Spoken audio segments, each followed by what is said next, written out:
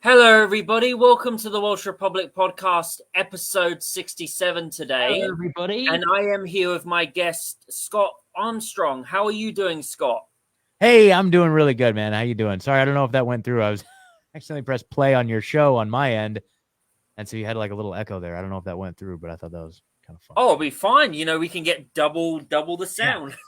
yeah. I was doubling down there, a little echo. So anyway, man, yeah, thank you so much for having me on, man. I know we've been planning on this for a minute, so it's cool to actually be here. And it always it never ceases to amaze me, like how you can be on the other side of the world and like, I feel like we're just sitting in a room chatting together. It's crazy. Oh, yeah. I think in the last 2 years, especially with the way that COVID has been going and waking a lot of people up, I just think, around the world, we are seeing a great awakening, especially when you see so much, countries like France, Spain, and Portugal, and like Italy protesting the European Union and protesting the whole COVID narrative, and protesting the elite. It's like we're seeing like this great awakening now.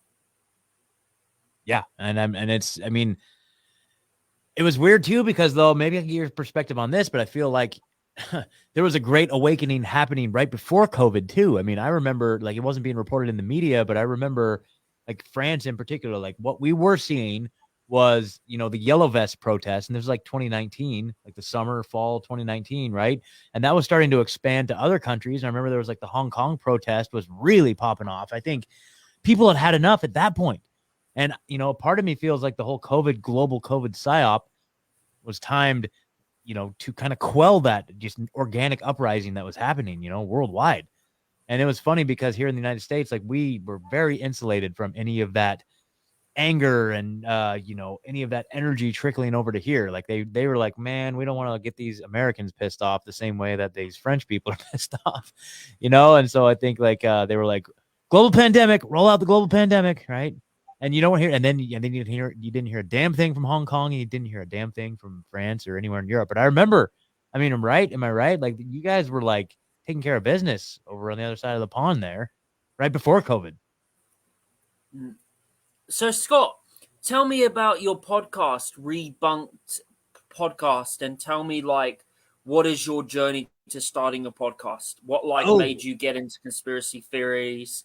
And like what are you hoping to gain and what are you trying to do with your podcast? I've also seen that you've got people like David Icke on your podcast too, which is very impressive.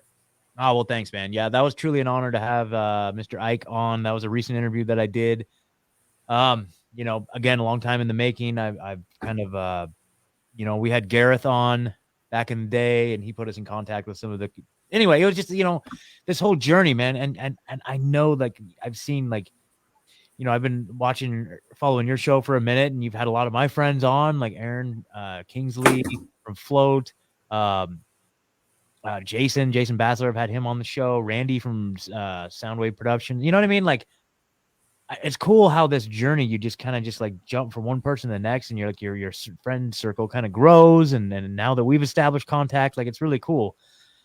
Okay, so but what a loaded question. Like, I mean, in terms of how I got into like truth, quote unquote truth, probably my biggest one was I believe I can't remember exactly where it came from, but I think it was like the Zeitgeist movie. And then the idea that there was a third tower that fell in New York City on September 11th, the whole Tower 7 thing. I was like, what? Come on now. That can't be true. So, I've never heard of that. I've never heard of that theory, the third tower. Where was the third tower located? hold on. All right. Stop the presses. We got to do a deep dive here. Are you ready? Are you ready for this? Sure Here we thing, go. go ahead.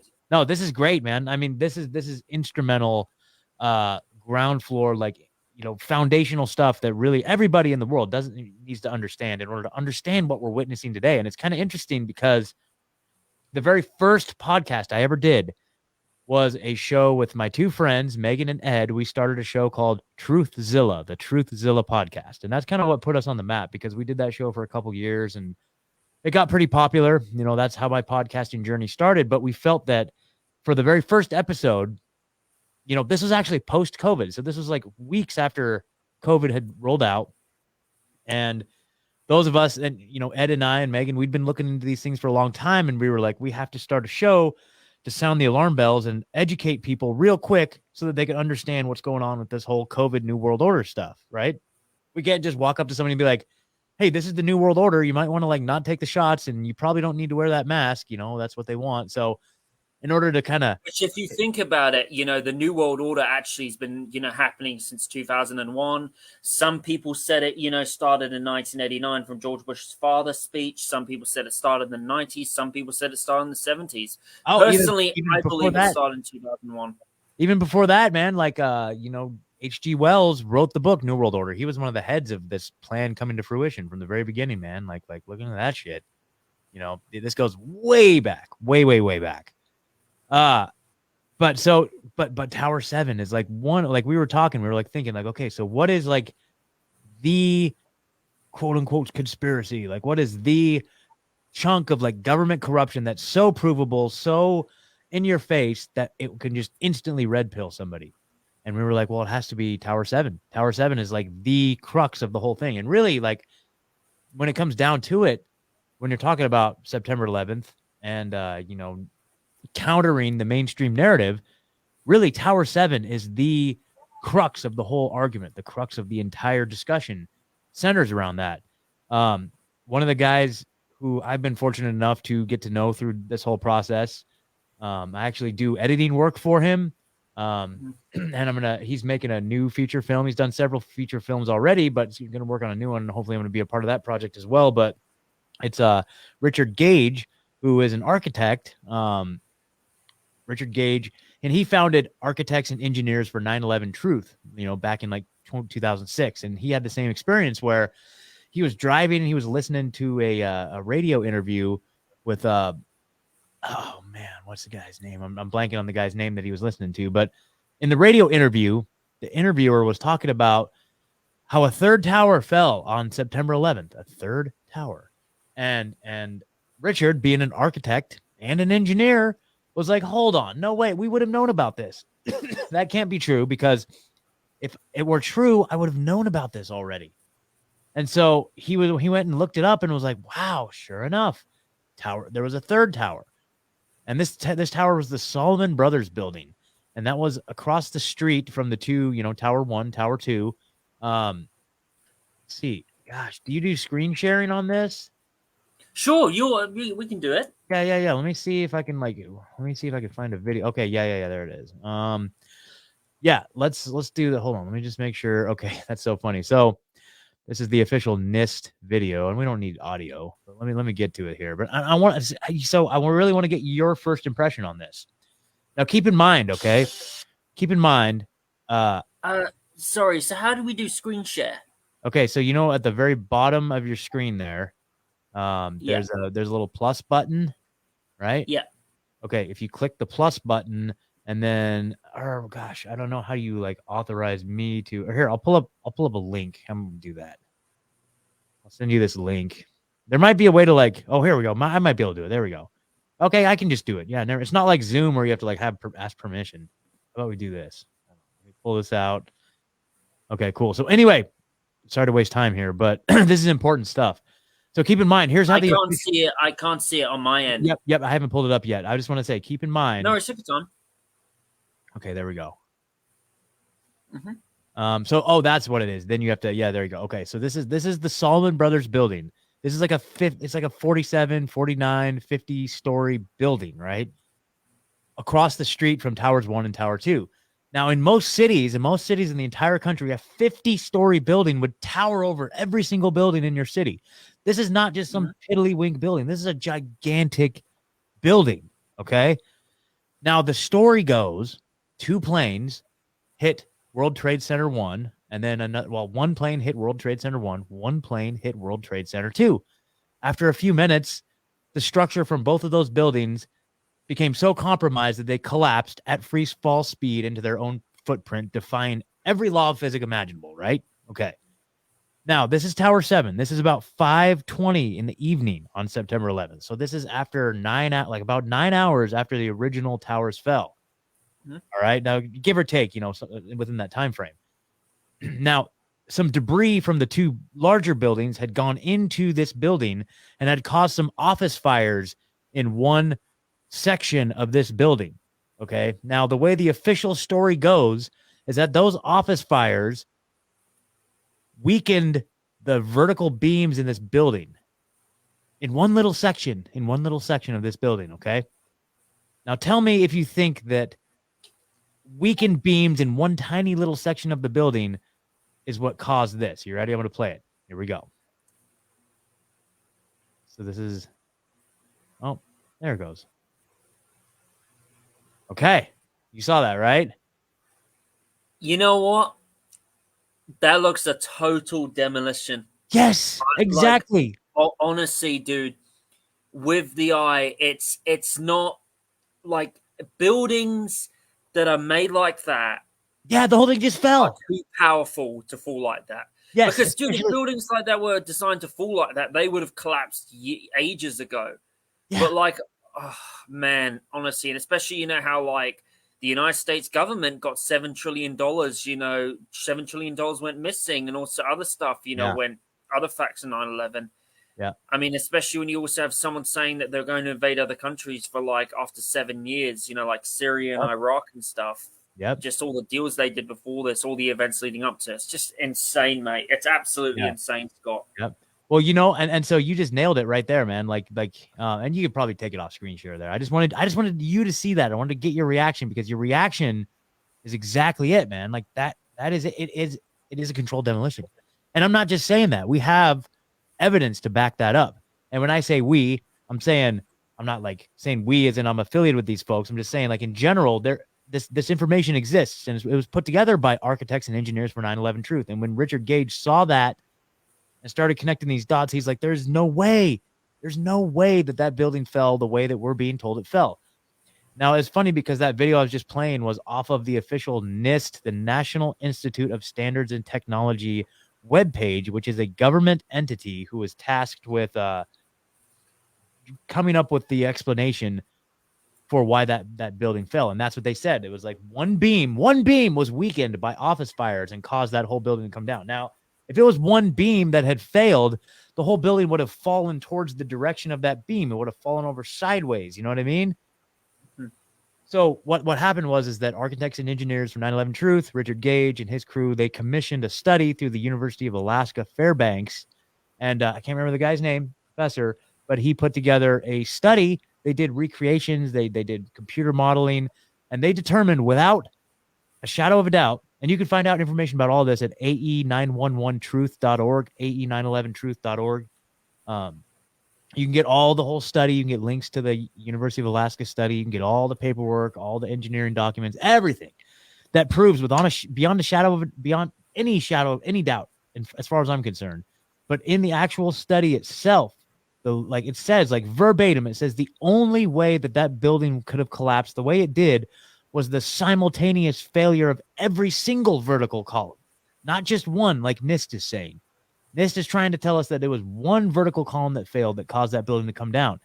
The evidence clearly shows that it was brought down due to the simultaneous failure of every single vertical column in the building at the exact same time, which can only be achieved through controlled demolition. So, therefore, there had to have been explosives planted ahead of time. Therefore, there was foreknowledge to the event. Therefore, it's not what we're being told. So that's the whole crux of the 9/11 movement, basically. There's a lot of evidence that Richard also goes into very, very heavily on the nanothermite, the nanothermite that was found in the explosive material, also indicating controlled demolitions. But, that's the focus of his work is the nanothermite from both towers 1 and 2. And the structural failure of Tower 7. I mean, that's it right there. And so we can just be like, nope, you're lying. That's the thing is we don't have answers.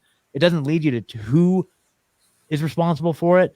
It leaves you a lot more questions than you have answers. But without a doubt, it lets us know that we're not being told the truth. And so, when I first came across that, to go back and answer your question, when I first came across that, I was like, oh, so what else are they lying about? And it kind of just opened my mind up to the possibility that maybe what other lie was the elitists spreading apart from 9/11 that also made you think what the heck? That was creeping you out a lot. Yeah. So as far as what else though, so as my journey progressed, I started getting into other content sources and started listening to a lot of podcasts.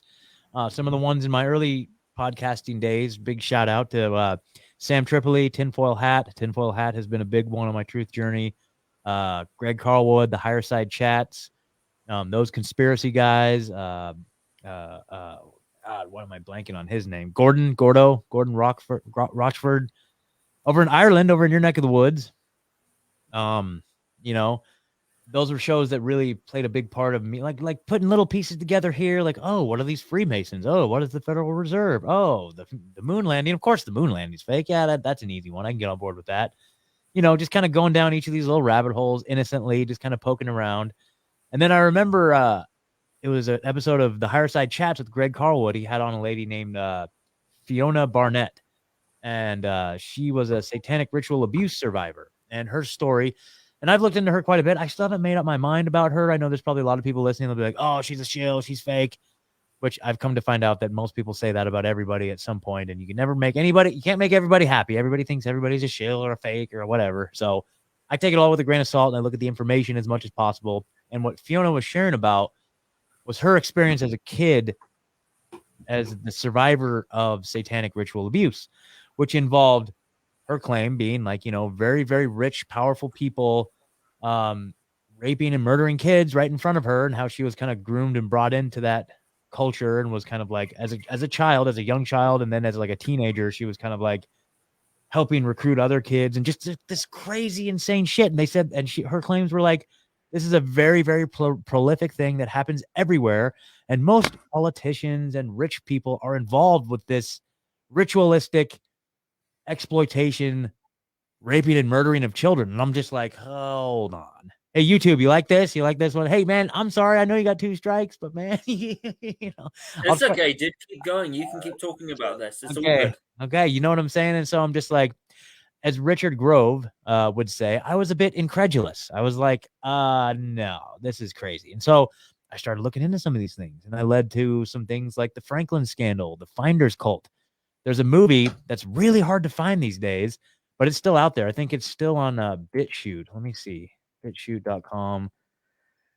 It used to be on YouTube, believe it or not, but this was it got purged maybe like 2019-ish. But if you go to BitChute and you type in Imperium, IMPERIUM 2018, Imperium 2018. There it is. Yep. So there's volume 1 and volume 2. So yeah, you can, yep, there it is. So Imperium volume 1, volume 2. Each one is like, you know, that's interesting. They're both okay. Yeah. So one's about 2 hours, one's about 2 hours and 40 minutes. Who was the one who was the person who made this? I don't know. So baseball, this is an interesting film because it's a they call it a meta documentary. It's a 10-parter.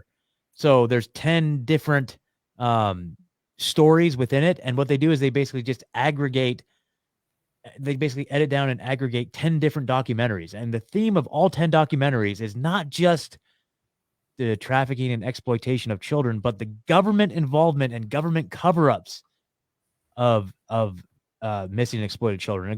Like the open secret is in here, which is the Franklin scandal. There's a fascinating one, Dutroux, I can't remember his first name, Dutroux from Belgium.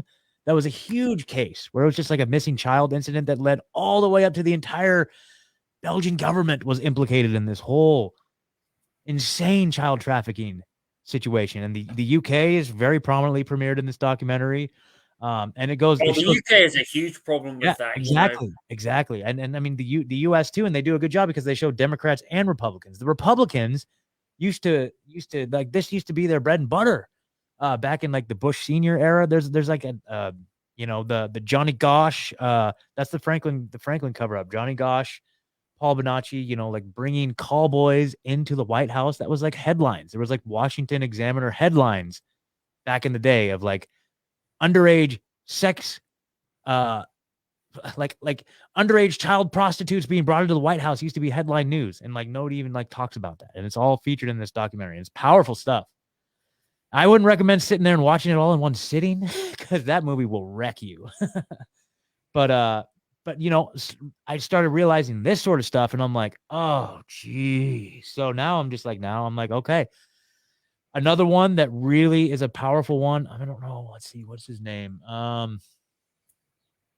Ronald Ronald. Oh, it's on the tip of my tongue. Anyway, he like was a banker. Anybody in the chat that can holler at us, but like an Illuminati. It was like Illuminati banker, whistleblower type guy. So he was like banking. Let me see. He basically got to the highest level of finance he could possibly go, and he said he was invited then to these rituals that involved like the sacrifice of children. I'm just like, okay. Ronald Bernard, that's what it is. Ronald Bernard confession. Let me see if I can find this. Uh anyway. So, these are just little chunks of the puzzle that really got me like just like what the hell, dude? Like this is insane. Like, okay, so obviously we're not being told. We're not being told the whole story. And then not only that, so here we go. I see you pulled it up there. So this one right here, I don't know how you can get it on like if it's still on YouTube or not. Let me see. Ex-Dutch banker exposes. It's a powerful testimony, It's basically him being interviewed for about 30 minutes and him just, giving his testimony. Yeah, this is it. This is it. Ronald Bernard, whistleblower.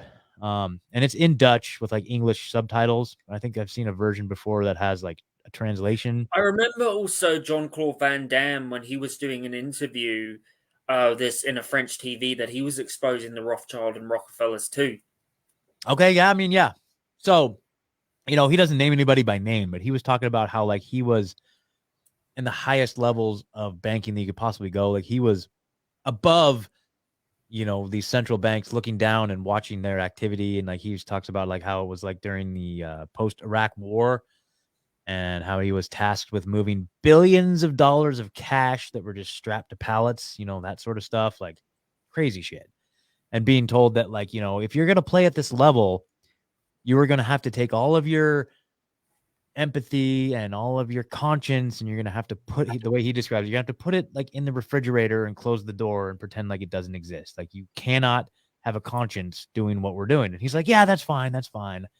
I'll make a bunch of money. I'll make billions of dollars and then I'll get out.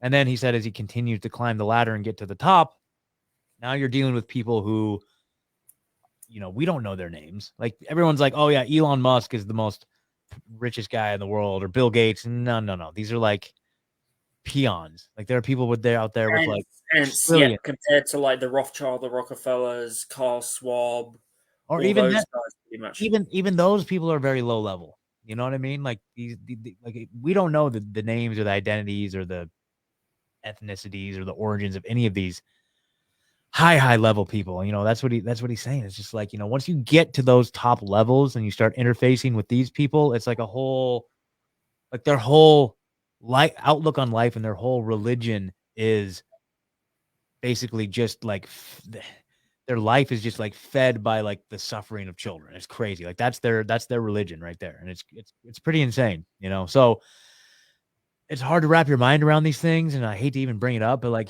that was a big red pill for me. And I'm just like, okay, so now I see what we're up against, right? And so now I'm just trying to learn more. And it's like one rabbit hole leads to another. And my favorite one is like the whole Tesla, the story of Tesla's life and like how that intersects with like banking, the whole JP Morgan, Thomas Edison. Like it's a crazy one. I mean, it's innocent. It's fun. I've heard people say, oh, it's a bunch of bullshit too, of course, like all these, but it's a fun one. It's a fun one. So it doesn't have to be all doom and gloom all the time. You can go down some fun rabbit holes. But yeah, man, like is Michelle Obama, is she really a man? That's a fairly innocent one. We can all have fun with that one. Things like that. So yeah, man, so then I started podcasting post COVID to really get the word out about what it was I was seeing and to try to like really just to help people be like, you guys don't have to be afraid. You don't have to fall for this. It's going to be all right. Like all we have to do is just not comply and just say no. Like it's fine. Like we'll be okay. I had no idea what we were up against. Obviously, the propaganda campaign, the psychological operations that were waged against us. Like it's just mind blowing looking back to see like what it is and what we've withstood, and the censorship and just everything. It's just so crazy, man. I'm grateful this is the type of war we get to fight, where we just get to go on the microphone and talk shit about Klaus Schwab and all that. Like thank God this is the type of war we're fighting. Memes, making memes. Like thank God, like this is a war of memes more than anything. What is your favorite meme that you made? Well, I mean, I make memes periodically. You know what I've been doing lately? And I don't know. Here, I can show you here. Let me do one more let's do screen share here. So I'll show your listeners and viewers a little project. So I'm trying to give the Babylon Bee a run for their money. I've been making my own little like Babylon Bee style satirical headlines, right? So here you go. Let's see. So this is the one I came up with. Actually, this is earlier today. So this is, Biden got another child sniffing incident a couple days ago. So here in the Yeah, U.S. I saw that. Hey, that was so creepy, especially how he talked about like how he Yeah, says, "Oh, no serious men until you're 30," and then you yeah, have that exactly. story coming out Yeah. that Well, he, recently, said that this girl was 12 and he was 30, and all the incident with Hunter Biden. It's just yeah. insane. Well, over here in the United States, I don't know how much of it gets over to your neck of the woods, but it's just such a joke. Like it's just such a joke. Again, an open secret that Biden is just this terrifying just predator. It's just insane. But anyway, this is kind of a poking fun at the also in the United States news. It's like the idea of the fact that the IRS, the Internal Revenue Service, the people that collect all of our taxes, just hired 87,000 new agents. And they're saying, "Oh no, it's not anything bad. It's to go after the rich people." It's like bullshit. You're going to use that to come after all of us. You know what I mean? Our little pay, like anyway. So that was poking fun at that. So saying Child Protective Services hired 87,000 new agents as Biden continues to make more sniffing appearances around this. So anyway, so I've been doing that lately. I've got a few other ones on there. If you guys follow me at Rebunked Pod on Instagram or at t.me/Rebunked Pod on Telegram, you'll get the lowdown on all those. But probably my favorite meme, um, probably my favorite. There's a couple good ones. One I really liked that you just did was the one where pretty much, Beavis, I think it's Beavis or Butthead, was pretty much lying down. He says, "Don't give me monkeypox." Oh yeah, yeah, yeah, yeah. Where they're like wrestling. Yeah. Hey, butthead, it's giving me monkeypox. Yeah. Yeah. That was cool. Uh, yeah. Anyway, I do a good Beavis and Butthead impression. I didn't know if you Yeah, knew I that. remember also, the Beavis and Butthead, thing with Joe Biden, which was hilarious. Yep. He's been like, yeah, the guy's con Julio. Yeah. Dude, he's just a laughing stock. Like the whole world looks at, I mean, Oh, okay. he can't even walk straight. I remember like watching a video the other day where like he was like, "Am I supposed to say this? Am I supposed to?" I feel sorry for the guy. I mean, as much of Yeah. a terrible person he is, he's being like it's not him who's in charge. It's like the Yeah. higher ups. A lot of people say one thing I want to point out is a lot of conservatives say it's Obama running things. No, it's Oh, yeah. actually not. It's other people up there. It's the Rothschild, the Rockefellers, the bankers who are the ones who are controlling him. They know for a fact that he's going to follow the orders, especially with the deals that his son did with like Ukraine and Russia and like China. It's just insane, man. Oh, yeah, totally. And I feel like the Rothschilds, the Rock, all these higher level interests, they control all of them. Even Trump, dude. Trump was just like, he just fell right in line with all the rest of them, right? It doesn't matter. The presidential politics, like any of our leaders, dude, it's such a sham and a scam. And I'm so over it. But I just want to say though, my favorite meme though, I think it was the one with Ralph Wiggum. Are you familiar with Ralph Wiggum from The Simpsons? You know what I'm talking about? Yeah, Ralph, I know. He's Yeah, pretty funny here. the dumb kid, like the police chief's son, the super, like, very, very like, he rides the short bus type kid. But anyway, it's like a picture of him with his finger in his nose, and he's like, Jeffrey Epstein's friend said I need to get a booster shot. I mean, Oh, that God. sums up the whole thing right there. The whole psyop, the whole everything. It's like, hey, do you guys realize that all these people that are telling us we need to inject this shit in our bodies, they're all like Jeffrey Epstein's friends, right? They're all Jeffrey Epstein's friends. Every single one of them, including Trump. Get off my porch with all that shit. So, When some conservatives say that like Trump actually there was like a thing that came out where Donald Trump said that there's a video I watched a long time ago where people said that Donald Trump was in a hotel with Epstein and he actually kicked Epstein out for hitting on a young girl. yeah. What is your thoughts on people saying that that Trump hated Epstein and he wasn't friends with him? What is your thoughts on that when people try to back Trump like from not being that, or like what are the facts that that are not from the mainstream media that are from other like independent sources that say that Trump was friends with Epstein and he did do dodgy, things behind the scene, maybe. Well, case in point. So apparently, Epstein was the one that introduced him to Melania. So Melania, Trump met his wife through Epstein, right? So they were a little bit closer than May meets the eye. That's one. There's an interview of Donald Trump talking about Jeffrey Epstein where he's like, yeah, he likes younger girls. Yeah, he likes them young. He likes them young, I don't know. He likes them young. I like your Trump impression. It's funny. I didn't even know I could do a Trump impression. I just kind of just popped out. He likes them. He likes them a little young, Yeah, he likes them young. I'm gonna have to work on that. I might be onto something. So there you go. He likes them young. He likes them young.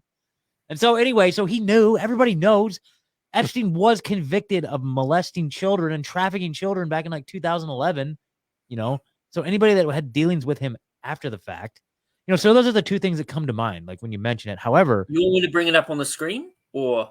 Oh yeah, we bring this up on the screen. So this is a good shout out. So I'm looking forward to learning more because this is the new 2-volume series by the illustrious Whitney Webb. Are you familiar with Whitney Webb, her research and all that? No, I've never heard of her. Oh man, you got to get on with Whitney Webb. So her channel is Unlimited Hangout. She's a correspondent also with The Last American Vagabond, who I'm going to start doing some more. Oh, very good. I watched actually a very good interview with The Last American Vagabond. Yep. With Yemen, the war in Yemen, and how terrible that is. We can get into that a bit later. Sorry. Sure. Yeah. Her beat has been tradition. Yeah, she does a lot of like geopolitics stuff, but really she got on the map in 2019 covering the Jeffrey Epstein stuff for Mint Press News. And now she's basically taken all that and come out with a 2-volume series, One Nation Under Blackmail. And so I'm looking for, I just ordered mine. So they're going to hopefully get here in the next few days and I'll be able to start reading and learning more. But this is all, I guess, volume 1 dives into like the history of sexual blackmail in the United States, going all the way back to like, the 20s or whatever, like early mafia stuff, like back when the FBI first was founded, J. Edgar Hoover being compromised right out the gate and then put in charge. And then volume 2, once you have that foundational understanding, is basically focuses on like the Epstein crew, Epstein coterie. So yeah, man, I'm excited to read that, but just a big shout out to her. Everybody that I've heard, really, if you want to get a good deep dive on this, she was just on with Richard Grove and those guys over at Grand Theft World. It's a fantastic show. If your listeners are not listening to or watching Grand Theft World, like that is like a must watch. Like that's like the best show out there. So but she was just on and just did like a 2-hour interview with Richard, and Richard's like he calls himself a forensic historian because he knows his history facts like nobody's business, man. What's one fact that he told you that really, thought was awesome? Well, I mean, over the years, one of the ones that really stood out to me that I was like, wait a minute, what? And I had to go look this up. And again, we're treading into some dangerous waters here. I don't know if you're ready for this, but and he's writing a book about the Rothschilds. So he got access to like the Rothschild archive, and he said he's been writing over the many years, he's been working slowly and diligently on writing a book about the Rothschilds. So I can't wait for that someday. I know it's probably going to be a ways away in the making because he's a very busy guy, but the piece of information that I found the most interesting. So there was a guy, let me see here. Okay, let me just get my stuff here. So, okay. A guy named Alfred Balfour. Okay. Balfour, and already people are like, oh God, here we go. Translated into English. I don't even want to search this anymore. Okay, anyway, so okay, there we go. So there's a guy named Edgar Dugdale. Edgar Dugdale was a translator, and he's the one that completed the first English translation of Mein Kampf. Was completed by a guy named Edward Dugdale. Now, what was Mein Kampf about? Okay, well, Mein Kampf was Hitler's book that he wrote. It was like his manifesto, his treatise, where he basically Adolf Hitler described, in the 30s, what, he was imprisoned and he was, seeing what was going on in his country, and was like, I have a better idea. And so he wrote this book called Mein Kampf, which translates into My Struggle, which outlined his final solution and his ideas for how to address the problems that he was seeing in the world, right? And Oh, we all know how that. Hitler was also an evil guy, and he was also funded by the Rothschild and Rockefellers. Do you know that? Yes, of course, absolutely. And so this lends some credibility to that. Yeah, he was a horribly evil guy that did some horrible things, and I'm not at all and saying like nothing but like no. Oh, it's not just All back him. shit. Stalin was funded by the elitists. Mao Yeah, Zedong yes, was. exactly. Saddam Hussein, and Bush's father helped out, Hitler Yes, too, just like yes. Saddam Hussein, pretty much. It's just Okay. insane, man. Yeah. So I'm just gonna lay some breadcrumbs out there, and I'll let anybody else connect the dots. So Edgar Dugdale was the husband of this gal. What was her name? It's in here somewhere. But anyway, she was the niece of Arthur Balfour. Okay. So Arthur Balfour's nephew basically was the one who translated Mein Kampf into English, which is important because, in order for the World War II story and the Hitler bad guy story to proliferate, it needed to be translated into English. Now, who's all Alfred Balfour? I guess I could have just clicked on it there. Alfred Balfour. He was the British Prime Minister of the UK. So he's this is some good English history, UK history. Blah blah blah blah blah. And he's the one who established the home for the Jewish people in Palestine and basically created Israel. He's the one that said, during the height of British imperialism, he was like, "Hey, that little piece of land right there, right near Palestine, yeah, that's now Israel. Sorry." So that was a famous thing called the Balfour Declaration, which is owned by the Rothschilds, by the way. It's sitting in Jacob Rothschild's, one of his castles. He's very proud of it. I watched a video of him being like, here we are. This is my, this is the Balfour Declaration. So this is like pretty much, the most, most Israeli Jewish people like attribute this as the most pivotal thing in like modern history because it gave them their homeland back, right? So the Balfour Declaration says, "Dear Lord Rothschild, I have much pleasure in conveying to you on behalf of His Majesty's government the following declaration of sympathy for the Jewish Zionist aspirations, which has been submitted to and approved by the cabinet. His Majesty's government view with favor the establishment in Palestine of a national home for the Jewish people and will use their best endeavors to facilitate the achievement of this object." Blah, blah, blah. So they basically just saying like, hey, guess what, guys? Here's your new home. And Palestinians are like, whoa, dude, whoa, slow down. What are you saying? What? Huh? We didn't discuss this. Like, what are you saying here? What are you saying? We're not on the same page here. And so, and then they're just like, sorry. So it's somewhat controversial. But then in order to instantiate this, and look, this is 1917. Okay. This is like right when World War I was kicking off. You know what I mean? A war that was also based on lies for just money from the United States never even wanted to be a part of. Yes, exactly. And so, fast forward another 30 years, you would almost need something like World War II to happen for something like this to actually come to fruition. And we need to make sure to really, really make sure that this story holds water. We need to translate Mein Kampf into English. Hey, nephew, go do that. So there you go. So that's a big twisted rabbit hole, and I'm not even saying anything other than just presenting some facts. But there you go. There you go. Kind of crazy. I guess some people saw your private messages. Oops. Oh, that's fine. I don't care. It's all good. Those are all my friends. My friends. So anyway, how I view the Israel-Palestine conflict, I think Jewish people are lovely. I think they're one of the most peaceful people out there. They're awesome. But as for the Israeli government, look, the Israeli government has good things about it and they're bad things. Don't get me wrong. They do give a lot of Palestinians, healthcare when they come into Palestine. They do give a lot of the rights to the Palestinians when they come. But at the end of the day, the Israeli and Palestinian governments are both committing, atrocities against humanity, And let's not forget that the Palestinian government is controlled by the United States government, not controlled, but is funded by the United States government, and Israel is too. So in a way, it's kind of dilemma. Like one thing, like the pro-Israel people don't need to remember that the United States government's also funding the terrorists in Palestine, and the pro-Palestine people need to remember that also that the United States government is funding their thing, and it's the Democrats also funding it too. It's insane.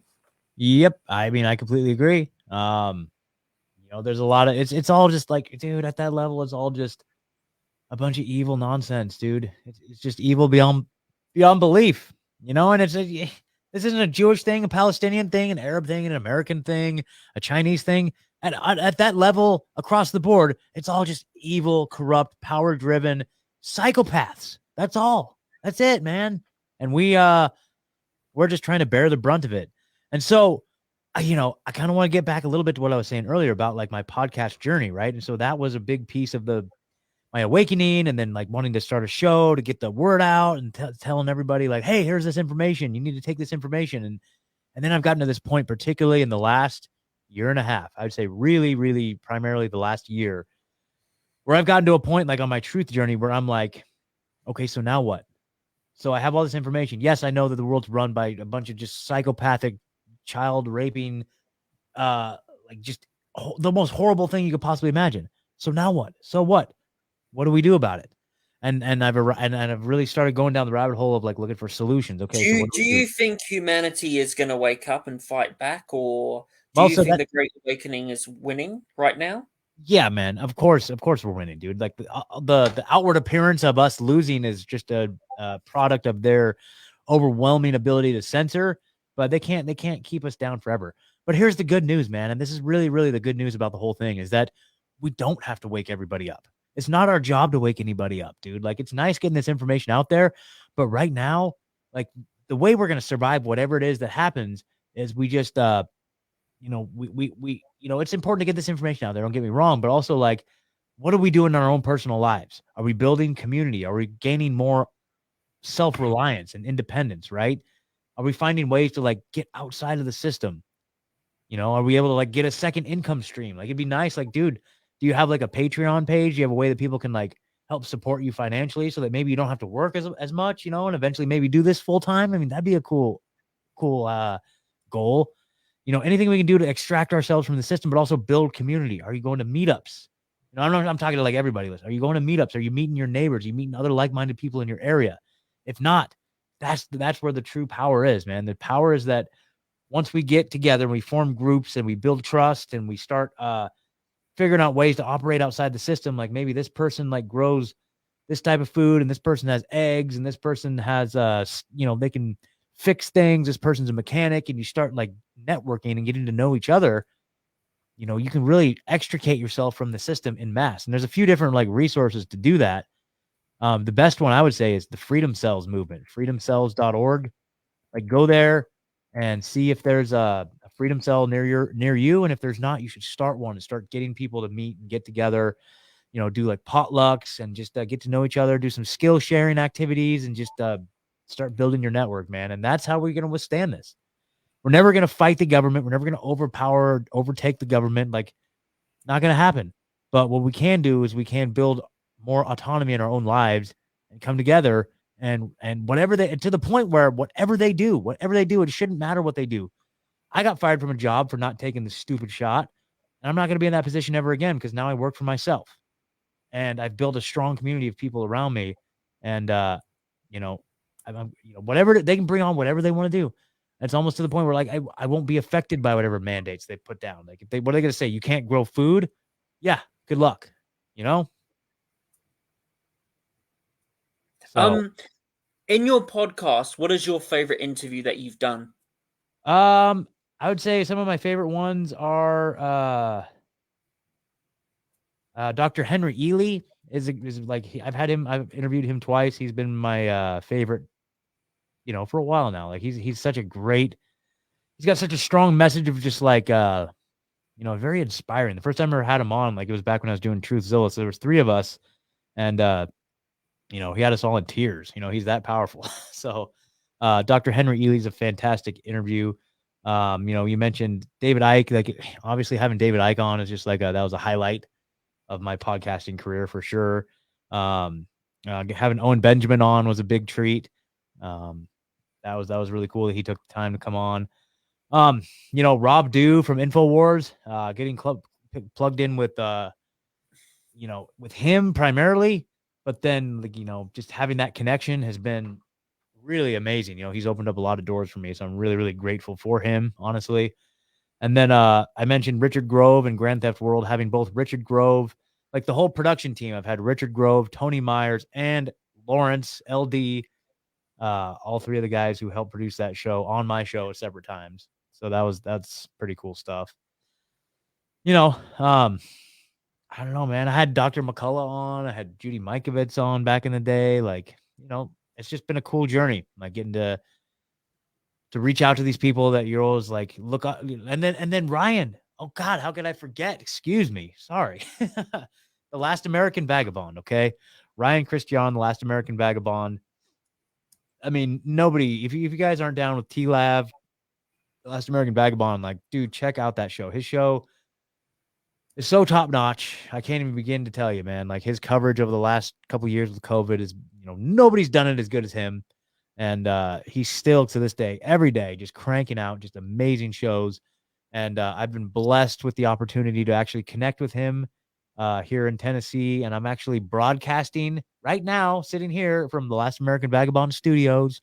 So big shout out to Ryan and allowing me to come in and use his. How long have you been with the America Vagabond Studios? I moved here in May of this year, so I've been here just 5 months, like barely, hardly at all. How is the area where you're living in coping with the inflation and like the immigrant crisis and all that stuff with what's going on there? I don't feel like we have much of an immigrant crisis. It's not really that pronounced here. I don't really feel like I don't know. It's not something that I feel like people talk about here very much. So I'm in Nashville, Tennessee, which is, a few states up from the border. But I mean, economically, this town is just booming. This town is just like off the charts. Who is the mayor of the town? I honestly don't know. I don't know who the mayor is. I haven't gotten involved in local politics at all here. Nashville's kind of a blue masky place. Like, it's kind of a liberal stronghold for sure. Like this is one of the capitals of the entire like music industry. So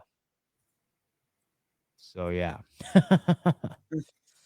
Yeah. So I mean that just goes with the territory, right? It's like the Hollywood of the South, kind of. But it's mostly like country music type stuff. But I feel like people have like it's a very strong liberal vibe here. Not strong. I shouldn't even say strong. Like it exists. There's a liberal vibe that exists here, but it's not. It's nothing I can't handle. I just moved here from Oregon, Eugene, Oregon, which had a very strong liberal vibe. It was like the only vibe that existed was a liberal vibe, and you'd get chased out of stores or have your house burned down if you didn't wear a mask. So I'm much happier in a state, a deeply red conservative state that doesn't take kindly to that type of bullshit. Speaking of that, so you were telling me, so when you think, speaking of that, right now, Alex Jones was just, said that he had to pay $1 billion for pretty much allegedly lying about the Sandy Hook shooting. Whether you believe it or not, personally, I do think he maybe got it wrong there. Depending on how you look at it, you probably agree that he was right about it. When you think about the Sandy Hook shooting, and especially like how, Alex Jones and like Steve Bannon are being charged like for pretty much, by the corrupt government of the United States, what implication is that? Do you think that they're going to end up going into jail? And do you think that this is a thing that is going to come after everyone eventually? So I think, this is being used to set a legal precedent here in the United States so that they can come after more people. I mean, I haven't figured out what the deal is with Sandy Hook, honestly. Like I have some evidence of people I know in my life who used to live in that area. And so, I've got some good like firsthand accounts that yes, there were people that were killed. There were kids that were killed. Now, whether or not there were like 3 commandos running from the back of the building that were captured on helicopter footage with guns, leaving the scene, running into the forest. Now, maybe they had something to do with it. I don't know. But You know, it's just so insane to see how the whole narrative has switched to where 99% of people you walk up to and you'd be like, hey, do you know who Adam Lanza is? Welsh Republic. Do you know who Adam Lanza is? I think I've heard of him Yeah. Okay. Well, before, but I'm okay. Well, Adam Lanza was the shooter at Sandy Hook. I'm just putting, I'm putting you on the spot. I didn't, no. It's just like, that's the case in point. Not a single damn person in the world knows who the actual shooter at Sandy Hook is. what one fact about Sandy Hook that disturbs you the most? Well, there's helicopter footage of like 3 people leaving the scene, like with guns, running into the forest from the back of the building. Like, you want to explain that? Like, so that to me, those were the mercenary forces that were brought in to execute those kids, and then blame it on Adam Lanza. That's what it was. So that's kind of what I think happened. That I think that this was a government operation or just some sort of The operation. government, the government has done that before. There was this one incident a long time ago where kids apparently got killed. I can't remember what it was, but you remember that incident by, it was at a school or something where they got tear gassed or something? Maybe, I'm not sure. One of the things, well, yeah, gassing kids. That's one thing that the government is really, really good at, is killing kids. That's one thing they're really, really good at. And they love it too. They love it so much. Like Madeleine Albright, may she burn in hell, right? She died recently, but she was in the Bush White House. And when asked if it was 500, what was it? Was it 500 million? Can't be. No. What was it? 500,000. 500,000 Iraqi kids. Yep, I know. Killed. And it's when you look what's going on in Yemen and Yes. Somalia right now Yes. and Libya, and like it's funny how they say they care about the kids, but then you got like, Obama and Bush and also Donald Trump. Yeah. Whether a lot of people say he's anti-war, but he's also he was dropping bombs on Yemen and helping the Saudi Arabian genocide there. And if you look at it, the Yemen genocide is one of the worst humanitarian crisis right now, and a lot of people say Ukraine is bad. Well, look what's going on in Yemen. That like the same that's been going on in Ukraine's been going on in Yemen for nearly fucking 8 years now. Yeah. Syria like pretty much 10 years. Iraq like 20 years. It's just fucking the hypocrisy, and all those people like put a flag up for Ukraine, but where's the flag for like Somalia? Where's the flag like for Yemen? And guess what's going to be happening now in Haiti? Haiti right now could be having something which is absolutely outrageous, Yeah, we know that these demons love preying on Haiti, right? That's their favorite thing in the world. Like just getting little kids from Haiti. Like that's George Bush Bill Clinton's bread and butter, man. Oh, he's like, yes, more crisis in Haiti. That means they did a lot of bad things, in Central America. They really fucked that place up big time. Yeah, exactly. Just American just nonsense, dude. Like the government, especially, what they did to Iraq and Iran. Like yeah, Iraq and Iran, maybe Iran you could argue is not as bad as it is. I mean, depending on how you view it. But like Iraq used to be a great place in the 50s and 40s. Same thing with like, Kuwait and Lebanon. These countries used to be so good, and then the Islamic Revolution came, which was done by the CIA. Yeah. And it's sad because you've got places like, Syria, Yemen, what else? Libya, which had the highest standard of living in the world, the highest standard of living in Africa, and one of the highest standards in the world, free education, free healthcare. And they said that Colonel Gaddafi was a madman, and Colonel Gaddafi pretty much wanted to make his own, gold standard, which was going to rival the United States dollar, and wanted to put an end to the ministry. Yeah. And then the Clintons said, no, we're not having it. Look what happened. He also got killed too. Dude, Gaddafi's a badass, dude. If you want more information about that, I want to give a shout out here because my buddy Dean Reiner, who does a show called the Up Is Down podcast. I think he's kind of like on a. He's kind of on that podcast. On that podcast, there's an up and down? Is there a left and right? Well, the up is down. Like everything that is up is down. Everything that is left is right. I mean, you could definitely make an argument about that. There's definitely an argument to be made there. But anyway, he let me see. Libya. He had on 2 people. Okay, so it's episodes 80 and 81 of the Up is Down podcast, where he does an interview with these 2 folks that just it's like a 4-hour total interview about folks that were living in Libya prior to the U.S. occupation and that whole overthrow, and just again, it's just a powerful testimony as to like nothing we've been told is true. And what was happening in Libya is actually pretty amazing, man. Like, sure, it was like under the, it was like a socialized, socialist type of approach to fixing this problem. But like, it's almost like Gaddafi was like the benevolent person that communism dreams of. Like, communism is based on the idea that some benevolent ruler will help all the citizenry. And it's kind of what Gaddafi was doing, man. He was like turning their oil profits and building, like, he was trying to like turn the desert into plush food forests. He was trying to agriculturalize the Have, desert. have you, it's also talking about Libya, have you heard what's going on in Rwanda at the moment? Oh, Rwanda's having an economic boom at the moment. They're doing really? incredible. Okay, good. Well, good. It's about freaking time, dude. Like, I can't wait for the day that Africa rises, man. Like, they have all the resources. And They you know, have labor. Tanzania just had their president, but Tanzania was apparently doing very good too. Yeah. I say Africa deserves a little time to be in the spotlight, man. Let them be like a Oh, dude, Russia does too, especially Yeah. with how good Russia's doing Yeah. economically. They're Belarus, Serbia too. What else? Brazil, has got a lot of potential. Yeah. You know what I heard recently? This is a really interesting argument. I think it was Owen Benjamin that was made this argument, but I was like, damn, that's such a good point. So it's like one of the reasons why Africa is so impoverished and they're not able to like just get grips on anything to pull themselves out of this just devastating poverty is due to the fact that like the United States keeps sending them aid. Like the example being like, okay, like let's say you have like a textile factory in Africa and you're making like linens and clothing.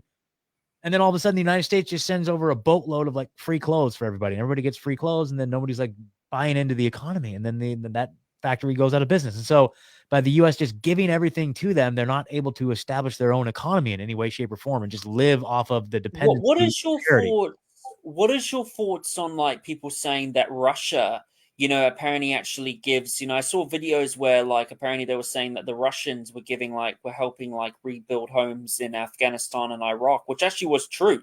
They were doing that. I mean, which is incredibly well. There was also whether you disagree, also China was doing that too. China was also helping, like build a lot of African nations, train tracks. They helped a lot with Ethiopia, building their train tracks. Same with Russia, And there's that meme, that says that, the United States government, pillages, destroys these countries, but then, Russia helps out these countries. China, debatable, but yeah, I mean, if China and Russia are doing, I mean, if Russia, I know for a fact are doing that, but if China are actually doing that, the CPP are doing that. As much as I'm not a fan of the CPP still, I'm going to give credit to them. Good for them, helping Africa build.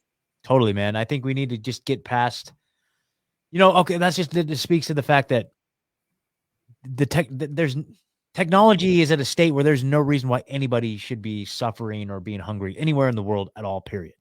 I just pray for a day in a world where people begin to grasp that, if we all prosper, then everybody wins. You know what I mean? Like, why does it have to be that their power is contingent upon our suffering and subjugation? Why can't we just I know this kind of sounds kind of wishy-washy, John Lennon communist shit, but through the technology that we have, there's no reason, like the technology is not evil, even though it's being deployed against us in an evil way. Technology exists to where everybody could flourish.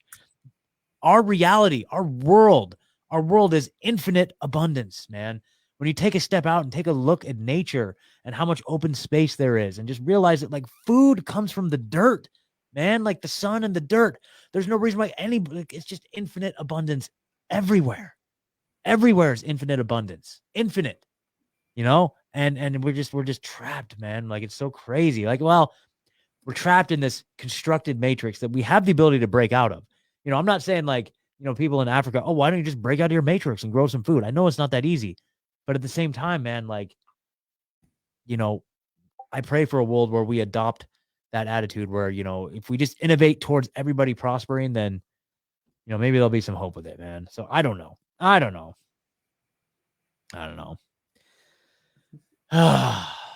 That's my prayer. You also said to me that you also met Alex Jones too. You went to like his studio and you met Alex Stein. Yeah, so that was that InfoWars does a thing called Summerfest, and they've done it like the last 3 years, I believe. This is the third year, and I made the decision to go. So I flew down to Austin, Texas, and went to that event. And like I said, I know Rob Dew, who's the senior producer there, and he was just super cool, man. I met my buddy Matt Baker. Follow him on Instagram at Matt Baker _unhinged. You'll recognize him as the dreadlock guy that was kind of one of the first viral city council videos back in like 2020. Awesome video, hilarious. If you haven't seen it, go check it out. Type in Matt Baker San Diego City Council or Board of Supervisors, whatever they call it. But I called him up because I know he's a big InfoWars fan. I'm like, bro, you got to meet me in Austin. We're going to this stupid thing. He's like, oh, man, I don't know, man. I don't have like any money. I'm like, bro, I don't care. We're going to Austin. I don't care what it takes. Go. He's like, okay, man. All right.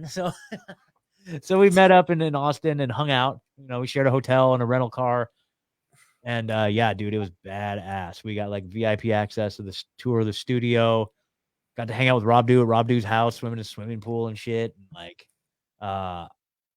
and then while we were at the studio, they were telling us like, don't expect to meet Alex. He just comes in, he does his thing, and then he leaves. He just goes on his way.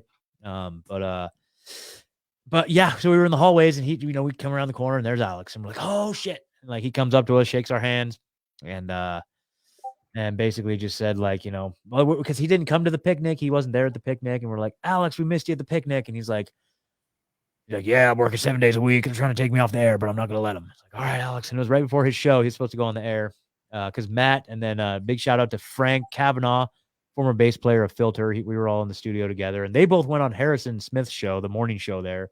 And so we just got done with Harrison's show, and then we were just kind of hanging out.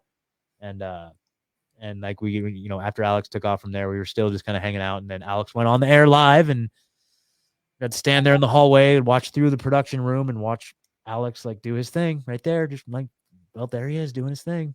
And I was describing to you before the show too. Like it was really in my mind. I don't know what it was, but it's like, this might just be how I remember it. But the way I was describing it to you, it's like, how you see things like in movies, or you see things like a photograph of something, and then you go see it in real life, and it seems like a lot more like a lot smaller or diminutive compared to the way you visualize it in your head from like the big screen. It's usually in real life. It's like, oh, that's it. Oh, well, seeing Alex Jones in his studio doing it live from the studio, it was like even larger than life. I just remember just being like, whoa, dude, like, whoa, this is crazy. So truly, truly an honor. And yeah, very grateful. So next year when we go to Summerfest, like all of this will have blown over, all the bullshit. Oh, I didn't really answer your full question on that. I don't know how I got on these damn tangents, but we were talking about Sandy Hook, and then we got, yeah. So, but my thinking is that by hopefully this time next year, all of that will have blown over.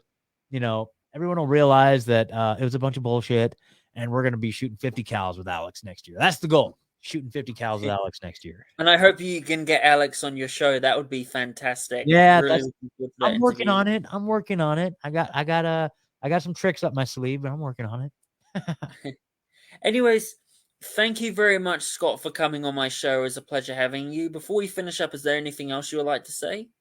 Well, man, I feel like it's always an honor getting invited on other people's shows. Like, it's just like, who am I? I don't even know, dude. Like, I just talk to a mic, and whenever somebody asks me to come on, I'm always honored. And so I'm very grateful to join you here. I was going to say, hey, well, I should put this out on my platform, and then maybe we could bring some of my listeners over to your show. So why don't you tell my listeners how to find your show? You can find me, so I was on YouTube before. I have a YouTube backup account called Welsh Republic Podcast Backup, but unfortunately, YouTube is very iffy with me. They don't really like me that much because they gave me a second community strike. So I'm mostly on Rumble. You can also find me on Float. Float is where you can also find me, and you can also find me on Odyssey. So yeah, I mean, you can still find me on the YouTube backup account, but I will probably be focusing on those other channels if they're going to let us upload this video. Okay, yeah, but totally. yeah, that's where we can find it. Where can people find you, Scott? Well, links to my show are at rebunked.news, rebunked.news. And you can find the video platforms on all podcast players. Oh, are you on like regular podcast players? Like you upload the MP3 version to like audio podcast? No, I don't. I just You upload it to Rumble and stuff like should that. look into that, dude. You should look into that because, like, with YouTube, what you do is download the file and then like put it into like a video editor and just export the MP3 and then upload it on like using like Podbean or something like that, and then you can like get a whole new audience of people that just listen to podcasts. It'd be a good something to look into. I can talk to you about that more later if you want to figure that out. So I love helping people get their podcasts like to new levels. So let me know if you're interested in that. It sounds very cool. I look forward to that. Awesome. Anyways, thank you, Scott, for joining my show. It was a pleasure having you. Pleasure to be And here. I just want to say to everybody, thank you for joining the Welsh Republic podcast, episode 67. Have a nice day, everybody. Take care. Peace out.